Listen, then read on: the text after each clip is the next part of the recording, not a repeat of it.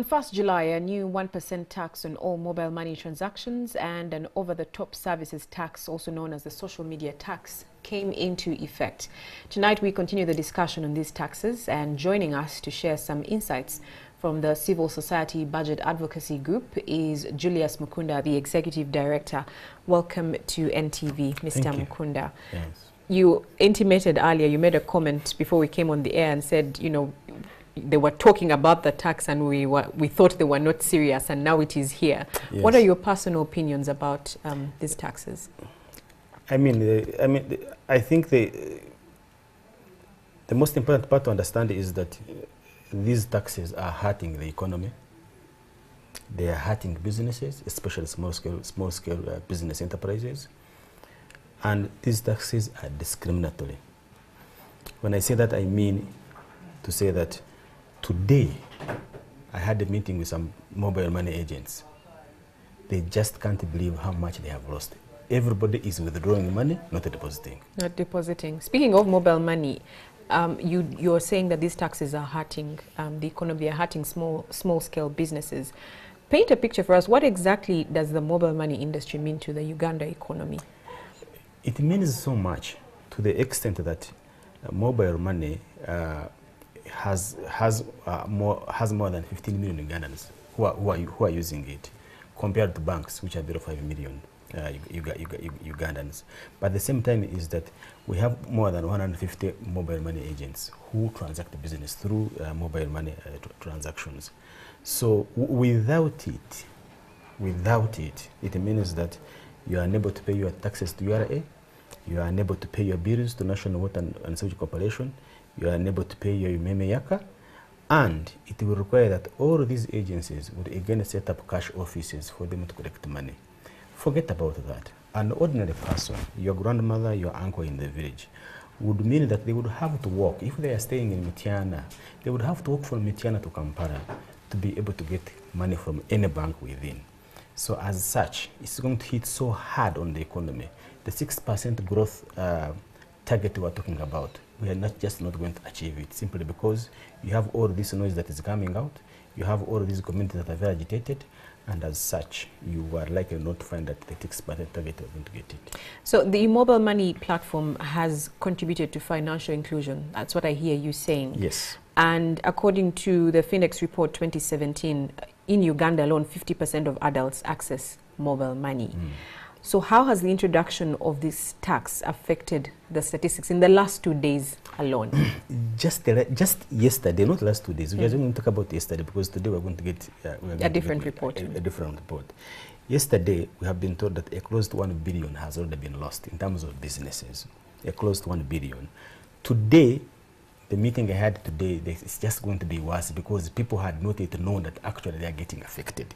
So it's just going to get even more worse. But the part of financial inclusion, where we have been told that we are doing well, we are now going to degrade. We're going to go back to a cash economy, whereby me and you, our relationship in terms of money I have in my pocket. And two things are going to happen. One, money laundering and corruption. That one is a must, is going to surface back and hit the roof. But most importantly for Bank of Uganda has been promoting a cashless economy. It means that now that one has to stop, because there is no means for us to engage into a cashless economy, because the platform that is there is very expensive for an ordinary person to use. Absolutely. The goal of taxation is to generate revenue, to stimulate the income distribution and improve the livelihood of Ugandans. Now, judging from the reaction of Ugandans and many businesses that you say are suffering, do you honestly think the government is going to achieve this goal? Of those three, improving livelihood, that one's of course thrown through the window. Stimulating growth is out of the window, simply because now so many people are running away from this particular one. Generating revenue, the 400 billion you're talking about, they will not even raise half of that, simply because everybody's now, because when you make business expensive, everybody runs away from it to look for something else that they cannot, is not going to take away their money. But there are better ways we can tax. And let me also be very, very categorically clear that we are not against paying tax. No, every Ugandan is supposed to pay tax according to the way they earn, proportionately. But you cannot tax somebody to poverty. No, it just can't work. You first let people be better, and then you tax and then them. start to tax. Start tax them better. Yeah. You have hinted on how government can better tax, perhaps, to improve, because we do understand that they're looking for money to improve service delivery. Yes, definitely. However, they seem to have taken, a direction that is hampering financial inclusion. What are some of the, revenue proposals that you would have government consider? I think from our campaign in April, we told them that, look, if you're so desperate, if you feel mobile money must be taxed, there are better ways to do it. And one of them is charge at the withdrawal. Because if you charge at the withdrawal, it would mean that everybody won't still get into the financial inclusion.